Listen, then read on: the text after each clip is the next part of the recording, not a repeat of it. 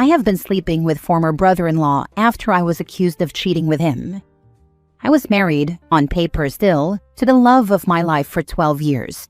We met when he was 38 and I was 29. I found him to be the most beautiful and kindest soul I had ever met. And it was literally love at first sight. I have always been a sucker for kind people. When I met his family, his sister and mother, I was shocked at how little they thought of him. They made fun of him and actually bullied him. I literally never understood why they didn't see what I saw in him. It broke my heart, but he loved his family so much. He makes very good money, so when he introduced me as his girlfriend, his family hated me immediately, and his sister literally said that she never thought he would find anyone, so his money would go to her sons. At the time we met, I was a student, so they called me a gold digger because they could never understand someone would love him for him. He never spent a penny on me or my education, but we moved in together when I felt confident that I could contribute too. Now I make as much as him. The sister was married to her husband since they were teenagers, and they have 3 boys together, which she is very proud of for some reason, like she has a better vagina or something. But ever since I met them, they have been fighting. It culminated in him leaving her last Christmas. She was devastated because of it. One day, my husband called me to tell me that he was meeting up with her after work, so I asked how she was, and he said that she was not doing all right. I made the mistake of saying that I have never seen these two happy. Maybe she is broken now, but she will see that too, and be happy he took this step. They are miserable together. My husband was silent on the other end, and then I heard her voice yelling and crying. My husband never said I was on speaker and she was beside him. She already never liked me, but now she hated me. I tried to apologize, but it was just futile because she knew I meant it. That was what her ex said too, that they were miserable together and that he resented her. After a couple of weeks, she told my husband that the reason her husband left her was because of me, that we were cheating. My husband confronted me, and I immediately gave him all my devices to look. He did, and he believed me at first, but it took him a month of silent treatment to at last say that he couldn't be with me anymore. He was silent with me, but he was in daily contact with his sister. It broke my heart completely. One comment of mine ruined my relationship, but what broke me more was that my husband wasn't the beautiful, kind human I thought he was. He was just weak. His kindness is weakness. Even if he believed me initially, the constant stream of bullying and abuse of my character from his sister and sometimes even his mother swayed his confidence in me and even his feelings towards me, if he ever had any genuine feelings. I took my own advice about my relationship not being as great as I thought, and maybe him ending it was a blessing. I met ex-brother-in-law in the beginning of summer, and he said that he'd heard about what happened and that he was sorry he was the reason for ending my marriage. He said he felt guilty because he always told his ex how he admired our marriage and the love we had for each other. He compared it to what he wanted in a relationship, so he felt partially responsible for driving his ex-wife to try to hurt me that way. We kept in touch over text for a few months, and we slept together for the first time about a couple of months ago. I know it is very low, but I felt very vindicated. I don't feel as hurt at the injustice of being falsely accused of something like that, because it feels like I have done what they accused me of now. But I do feel some guilt sometimes, especially last week when my husband wanted to meet and discuss maybe postponing the divorce until we talk, and maybe talk to a therapist. Ironically, he now believes me because his sister is crazy. It is too late, dear husband. Now for the comments. You do know the ex-brother-in-law will throw you under the bus as soon as he needs to, don't you? What more can happen that hasn't already happened? I lost my husband and my safety. So you got accused of something you didn't do, so ended up doing it anyway? You do know this is probably going to get out at some point, right? Then everyone will just assume you were lying from the start. Yeah, who is gonna believe that was the first time OP and ex-brother-in-law hooked up? Yeah, nobody LMAO. Nobody believed me even before I slept with my ex-brother-in-law either. Everyone believed my husband, including our mutual friends. When he asked me to move out in 2 weeks, nobody believed a good man like him would do something like this if he didn't have solid evidence. Only my sisters and closest friend believed me, and of course ex-brother-in-law, but his reputation was in the mud too because he divorced the mother of his 3 children. So really, nothing would change reputation-wise. Your ex has been bullied and abused into being a doormat, That doesn't excuse his BS, but it does explain it. Him leaving you is 100% a mercy. His family baggage would have manifested in some terminal way eventually, and better now than later. But why stay enmeshed in this family and their BS? Your former brother-in-law played his own part in his toxic marriage. The only thing you've done is confirm all of your ex's worst thoughts of you and himself. For what? That's criticism I can respect. I have no answer other than familiarity and bonding over same experience. Next story. My ex's girl bestie learned what it's like to not be the hottest girl in the room. Okay, so this is petty but kind of funny to me, so I thought I'd post. So back in the day, I was in love with this guy who we will call Jay. I let him treat me like dirt and whatever. You've all heard it before. It's embarrassing, but I learned from it and moved on. Anyway, he had a girl bestie, who we will call Amy, and she was actually one of the most passive-aggressive people I've ever met in my life. Super mean to me, and at the time I was a bit chubbier, so she was able to make me feel super bad about myself. He always sided with her and brushed off her bullying as joking, and that's just how she is, and it was a nightmare. We would fight about it all the time, and he'd just call me insecure, which, to be fair, I was at the time. Anyway, we broke up years ago, but he did a number on me for sure. I have not heard about this man in years, because to me, once we are done, you're dead to me, and I will never look up what you've got going on. But I recently met up with an old friend who had been part of the friend group of Jay and Amy. She used to date one of Jay's best friends. They split pretty recently also due to Amy LOL, and we had gotten close and kept in contact, but I'd always asked her not to give me any details.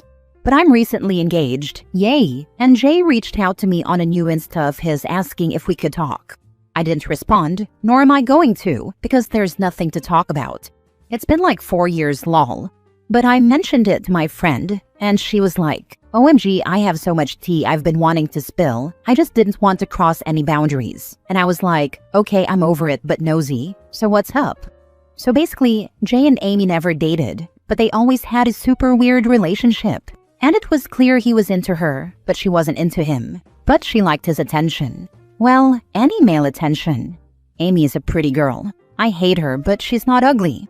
But she's like the hottest girl in a small town type of hot, if you get what I mean. And we all lived in a small town at the time, so she was Miss Thing over there. Anyway, apparently a woman who we will call Scarlett, because she low-key looks a bit like Scarlett Johansson, moved to that town temporarily for reasons I don't know. It's a random town, and she was originally from a huge city, but whatever.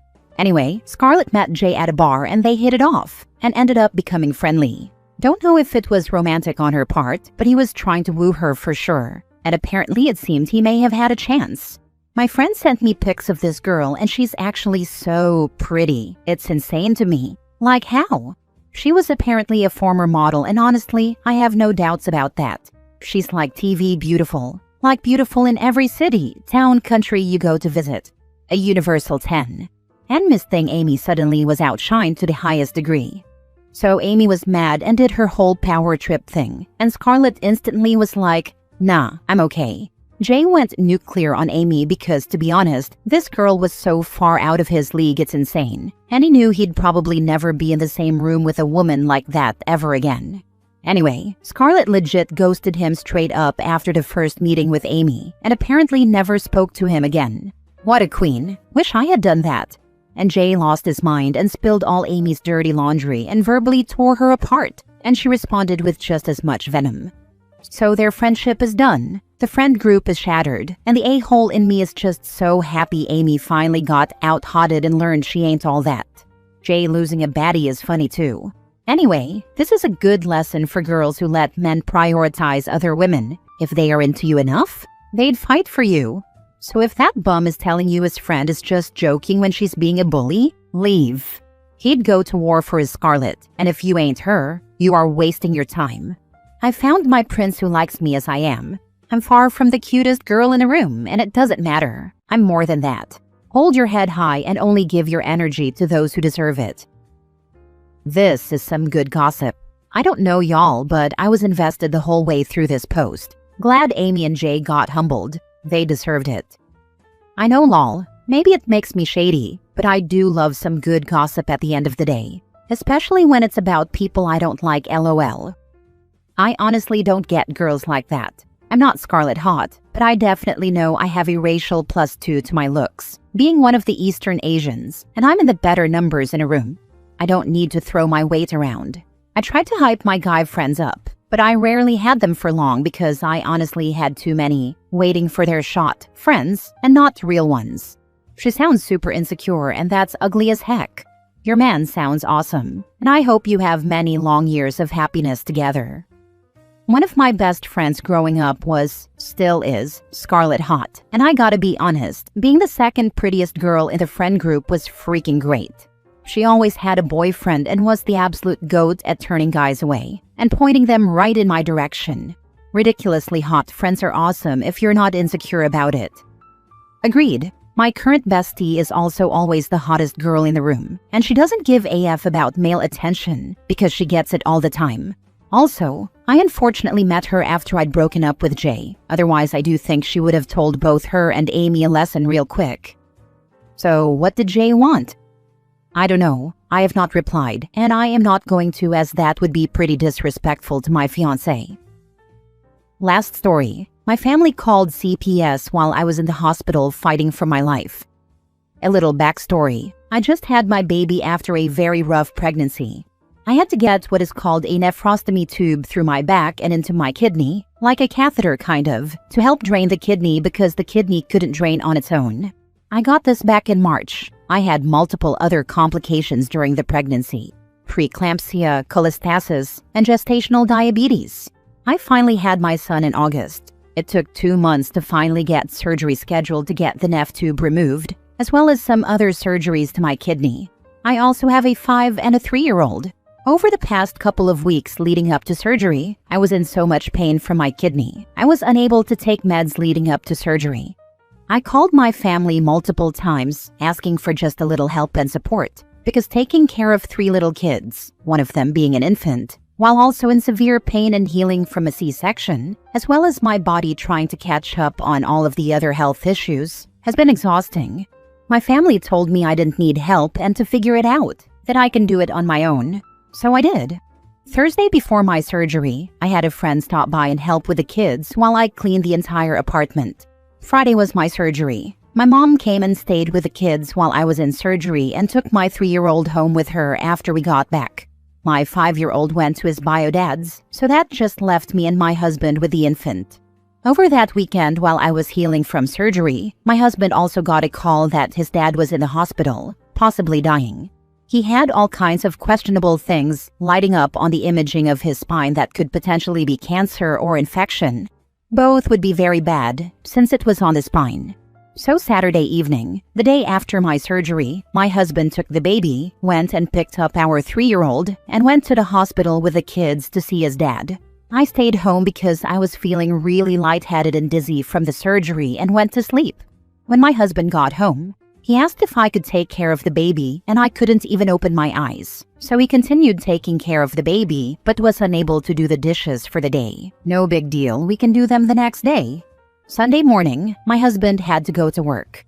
I was alone with a 3-year-old and infant. When I got up, I tried to stand and fell over from the lightheadedness and dizziness. I fainted. I got up and changed the baby's butt. Since I was so dizzy, I set the diaper on the floor by the bassinet and barely was able to carry the baby to the living room. I put Mickey Mouse on for the 3-year-old and tried to lie down. I fainted again, and then I started hallucinating. I didn't know what was and wasn't real. I called my husband telling him something was very wrong and I needed to go to the hospital, but he didn't want a point for leaving work early.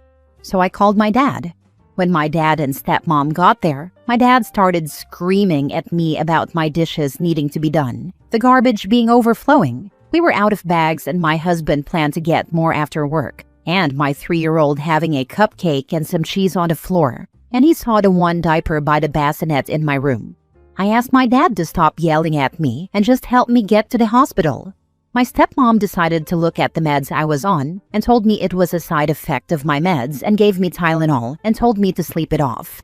They took the kids for a drive, and when they came back, they also yelled at my husband for the trash, dishes, and that we allowed the toddler to eat in the living room and get food on the floor. I had called for help at 10:30 a.m., and it was now 6 p.m. They finally took my temperature and it was 102 degrees and getting worse. I was very out of it at this point. My husband rushed me to the hospital and immediately they told me the kidney had become infected during surgery and I was also septic. The nurses were worried for me. My temp was now 104 degrees and I was so out of it I didn't know what was going on anymore. I was admitted for the sepsis. While I was in the hospital, my dad ran his mouth to a bunch of people and way over-exaggerated and embellished his story about my apartment. So we don't know who, but one of these people ended up calling his CPS, expressing that my children were not being cared for and living in a pigsty. During this time, I was literally fighting for my life in the hospital. I was hooked up to oxygen, multiple different IVs, and lots of meds to help get me back on my feet. The morning after I got home from the hospital, I had CPS calling me and knocking on my door. I let her in and explained everything and how I was having a medical emergency, and that's why I called my dad, and he chose to be critical about my apartment instead of helping me get to the hospital. She was happy with everything she saw, said there's no case, and she's going to try to close it as soon as possible. It's just so frustrating that I called my dad in a time where I needed help, and instead I got criticism. And he ran his mouth so someone called CPS on us instead of even asking my side of the story or considering the fact I was hospitalized and needed help. I'm sorry you've had to deal with so much. I hope you're feeling better. You know your dad and stepmother aren't safe people, right? Calling CPS and behaving the way they did would be unforgivable for me. Have they even apologized? I'm trying to get the strength to go low contact, but it's hard because this is the exact opposite of who my dad usually is. He's someone I've always been able to count on, and I've always been very close to him. So this is very hard for me to process. I'm so sorry you're going through this. Please don't take my question as victim blaming and I'll elaborate. Did you make the point clear to your husband? I know I have a tendency to downplay, and when I get I have stuff going on, I will just be like, okay, I'll figure it out. If you did make it abundantly clear how you weren't in a state that was safe for you or your kiddos, you need to sit your husband down and make it clear that what happened wasn't okay. Praying for your healing. My husband has been kicking himself ever since for everything that's happened in the past week. He didn't think it was that serious for him to leave work, and his train of thought was that points affect their raises. Which I get, but I was having a medical emergency and needed him. He has been my rock through all of this though, and I think he knows that he should have just left work. I'm not going to make him feel worse because I think he already feels bad enough.